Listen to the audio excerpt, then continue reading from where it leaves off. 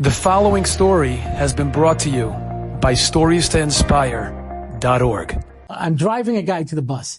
And the guy says to me, do you remember about 8 years ago you took your wife out to a restaurant off the square? I said, I'm cheap, but I take my wife out more than once every 8 years. Okay? I thought he was giving me a mussar. He says, there was a waitress there from Hebrew University. I said, I remember this. I struck up a conversation because I always try to strike up conversations with people. I remember I struck up, where you from? This and that. No, she was obviously American, you know. He goes, and then you tore off the corner of your paper placemat and you wrote down your name and address and phone number and invited her for Shabbos. I said, it could be. I don't remember. He opens his wallet and he takes out a ripped off corner of a placemat with my handwriting on it, with my name, phone number. And I said, where'd you get this from? She goes, that's my wife. She was so impressed that you took that much interest in her that she started taking classes and she became from. That's an impressive story.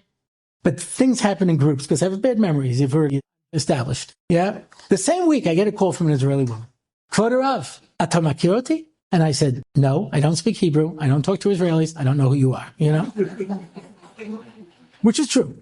So she switches to English and she says, I was flying to America. My father had just died. And we were sitting next to each other. And I was very upset. It was very difficult for me. And you spent the whole flight, 12 hours, talking to me about Olam Haba and my father and what life is all about, etc. And then as we were getting ready to land, you ripped off the corner of your special kosher meal, the placemat, and you wrote down your name, address, and phone number and invited me for Shabbat. And I was so impressed by that I became a chazer b'tshuva. And now I have to ask a rabbi a question. I didn't know who to call, and then I realized I still have this piece of paper in my wallet.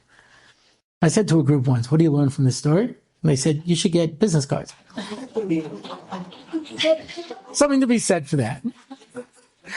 I said, what I got out of that is, and I'll tell you full disclosure, I've done that dozens of times. And I'm sure that every time I give it to somebody, they throw it in the garbage and laugh in my face. I'm sure of it. And here's 2 times that I know that the people came from. Maybe they all became from. And I tell people, you can make people from by inviting them for Shabbos, and you don't even have to have them over. Because that's a lot of work, you know, and it just costs you a little corner of your placemat. You know, it's nothing, you know, you just carry a pen, you know. And I said, I never believed in a million years that when I would write down my name, address, and phone number and give it to someone and invite them for Shabbos, that it would affect them at all. I was sure they laughed at me and threw it away. And you meet people and have relationships all the time. You have it in your family. You have it with your children. You have it with your siblings. You have it with your parents. You have it with your spouses. You have it with your neighbors, with the guy you meet on the bus. You have people at work. You're always meeting people.